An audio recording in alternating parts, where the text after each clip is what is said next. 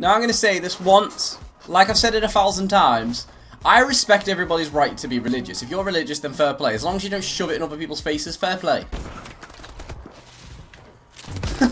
If you are religious, I respect your right to be religious. As long as you don't throw it in people's faces and understand that I will challenge everything that you say. Me and my friends always talk about religion. We always get into weird conversations, and it just so happens that we got into one a few days ago. So in the Bible, it says that when you die, you are graced with the entry to heaven, and you go to the right pearly gates, and you meet God, who will then assess if you're a good human. Basically, God is just immigration check, whether to see that you deserve to go into heaven or not. So that's what's written in the Bible. When you die, you go to the pearly gates of heaven, and God assesses if you are worthy and shit. If not, you go to hell and burn forever.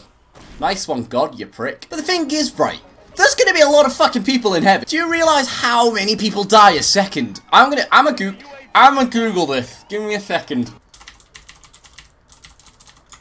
1.8 people die every second. Now that's like 106 people a minute. Yo, you think the line to get COD on midnight release is bad? Nah. Wait till you try and get into heaven. Fuck that. So if the Bible is correct in saying that you must enter the pearly white gates, you must be assessed by God, then that's gonna be a very long fucking line. Can you imagine the fact that 2 people die every second? I'm just saying, if 2 people are gonna die every fucking second, 106 people a minute, then that fucking line is gonna spiral all the way to the very fucking back. Fucking line's gonna be as long as Keemstar's ego straight from the pearly gates. Like, you are gonna be in that line for a very long fucking time, I can tell you that. It's gonna get to the point where, like, you've been in the queue for that long that, like, all your mates have died and they're all asking for a queue jump. Get to the point where, like, your nieces and nephews have all died and they're like, so how was life? I'm like, yeah, I was a meth addict. Whoa, whoa, whoa.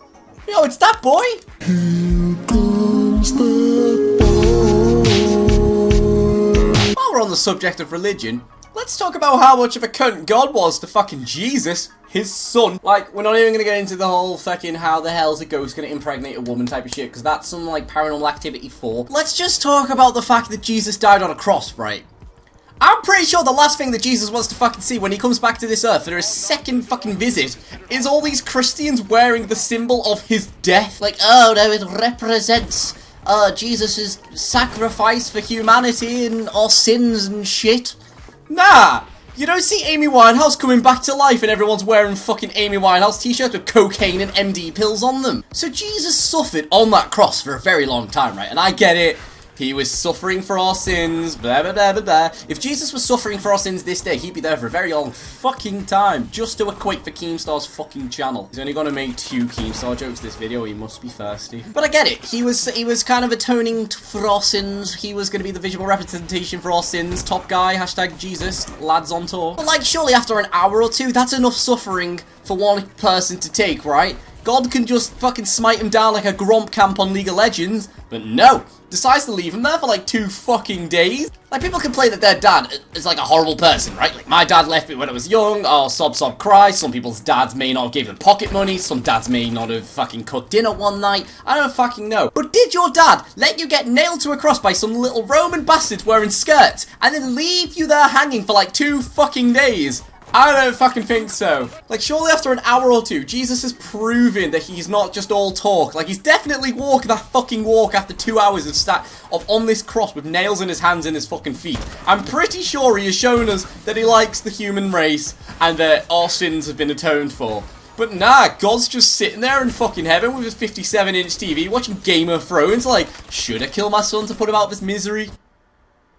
Nah. I reckon Jesus got into fucking heaven. He was like, nice one, Dad, you bellend. What have you been doing? And God's been like, oh, I was having a wank, mate. Sorry. Why? What was up? He's like, I've been nailed to a fucking cross for 2 days. Be like, really? Like, we all think that Jesus was being some sort of magician. And he's like, oh, I'm going to rise from the dead 2 days after on Easter.